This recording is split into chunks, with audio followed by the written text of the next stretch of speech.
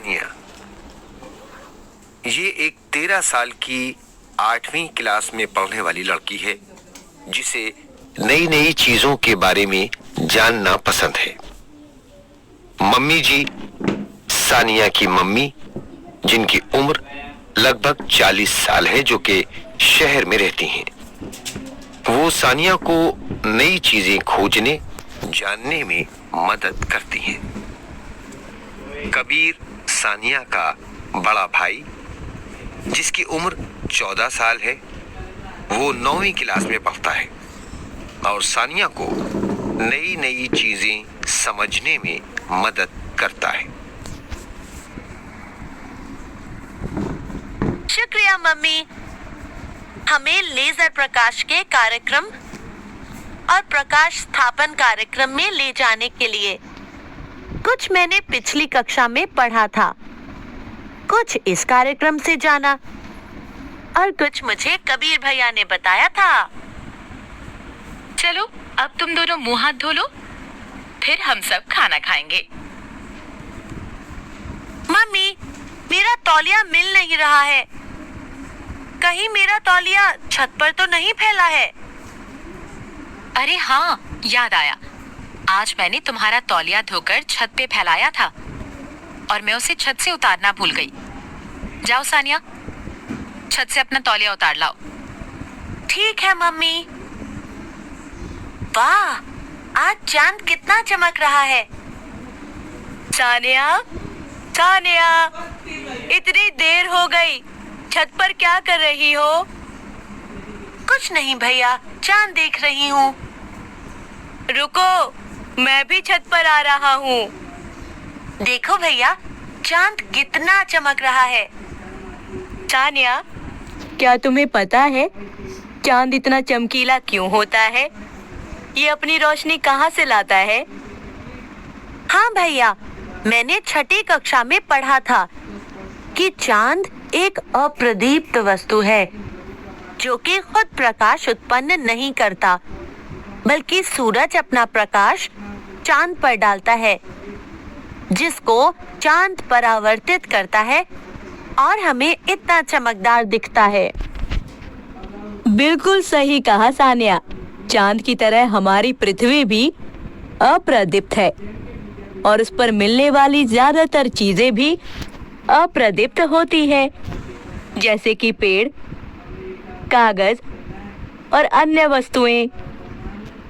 जबकि सूरज, तारे, मोमबत्ती, ये सब प्रदीप्त वस्तुओं के उदाहरण हैं, जिनका अपना प्रकाश होता है। हाँ सानिया, सही कहा। सानिया, कबीर, तुम दोनों कहाँ रह गए? जल्दी से नीचे आओ, खाना भी तो लगाना है। आ रहे हैं मम्मी।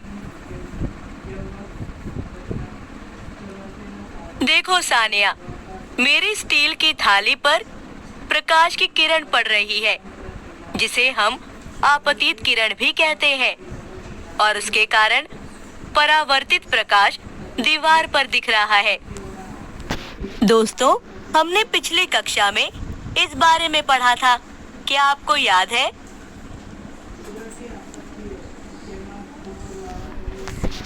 ओहो, बिजली चली गई। अब हमें मोमबत्ती लानी होगी। मैं रसोई घर से मोमबत्ती लाता हूँ। ज्यादा प्रकाश देने के लिए ये मोमबत्ती बहुत छोटी है। हमें 2 मोमबत्ती और जलानी पड़ेंगी। मम्मी, मेरे पास एक सुझाव है। क्या मैं और भैया प्रकाश स्थापन करें? ये मोमबत्ती से ज्यादा प्रकाश देगा और मजा भी आएगा। ठीक है। चलो देखते हैं, क्या ये काम करता है? मेरे हिसाब से ये काम नहीं कर रहा है। मैं क्या गलत कर रही हूँ? क्या तुम्हें मदद चाहिए? हाँ, बताइए। हम एक प्रयोग करते हैं। उसके लिए मुझे कुछ चीजें चाहिए, जैसे कि एक खाली पारदर्शी डिब्बा, एक सफेद कागज एक पेंसिल,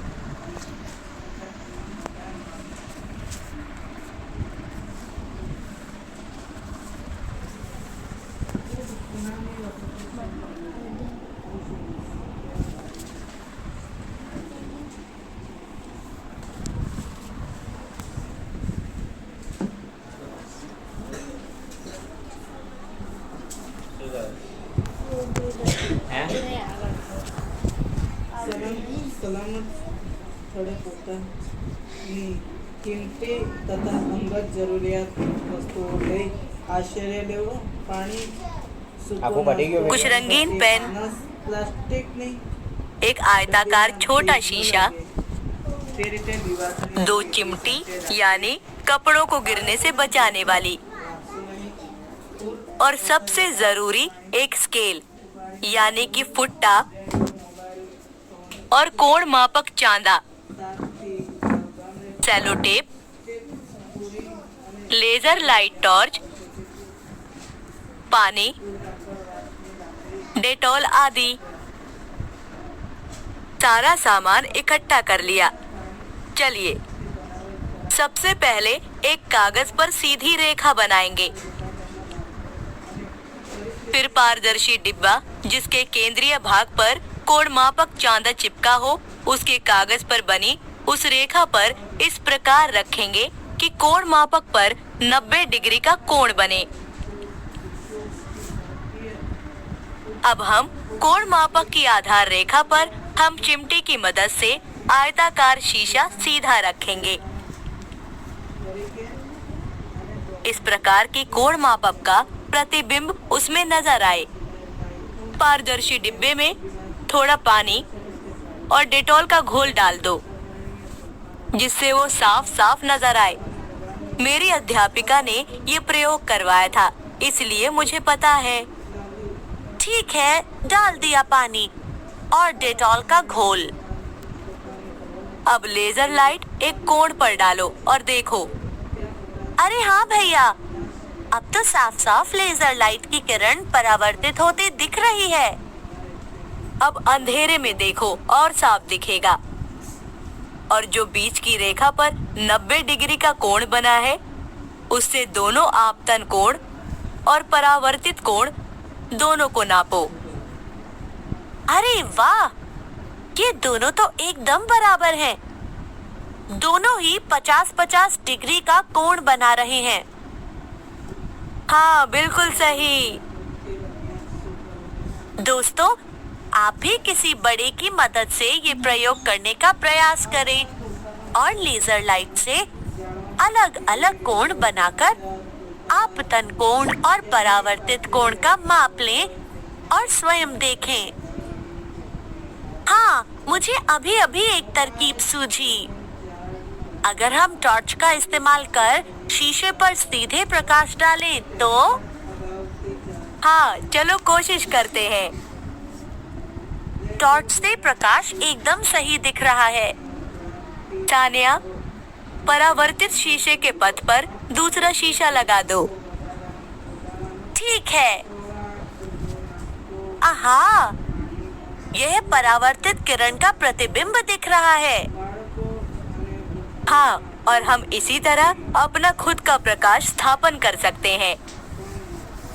इसी तरह शीशों को आड़े तिरछे तरीके से रखकर हम प्रकाश का प्रतिबिंब बना सकते हैं।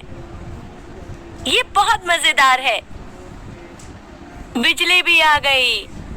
भैया, बिजली तो आ गई, पर क्या हम किताब में दिए हुए और कार्य कर सकते हैं? हाँ, चलो करते हैं।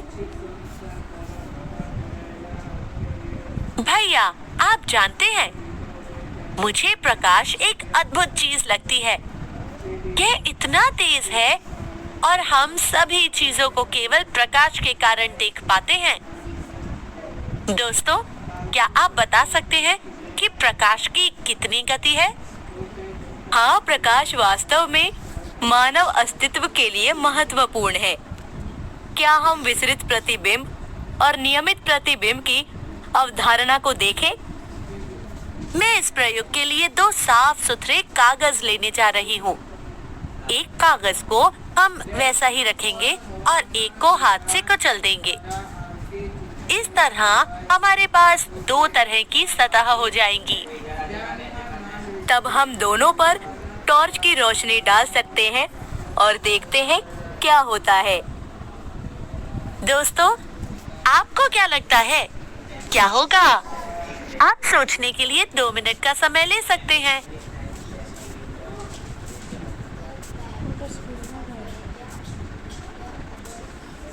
चलिए देखते हैं।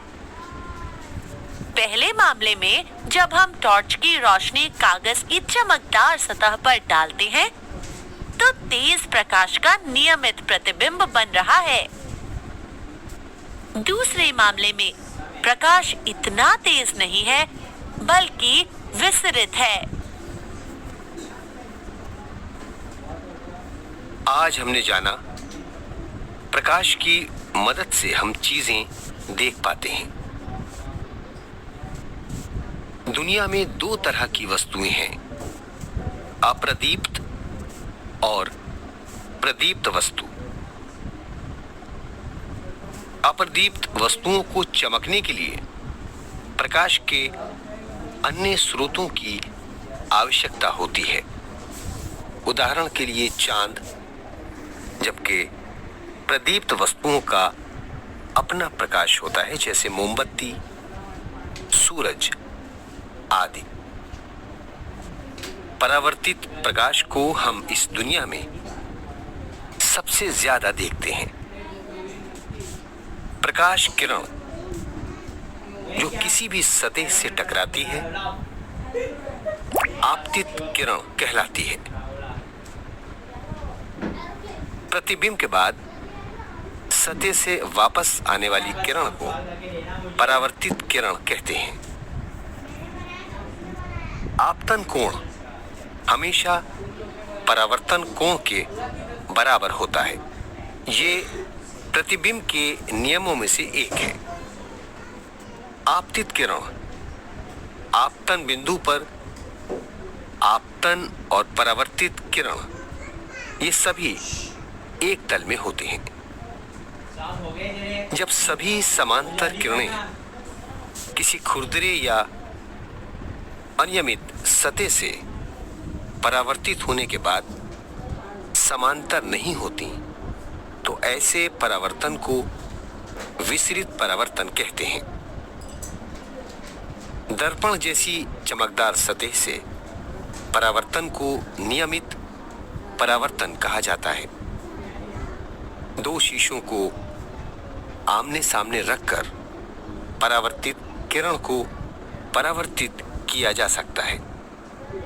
इसी तरह परावर्तित किरण दोनों शीशों से टकराकर बनाई जा सकती है।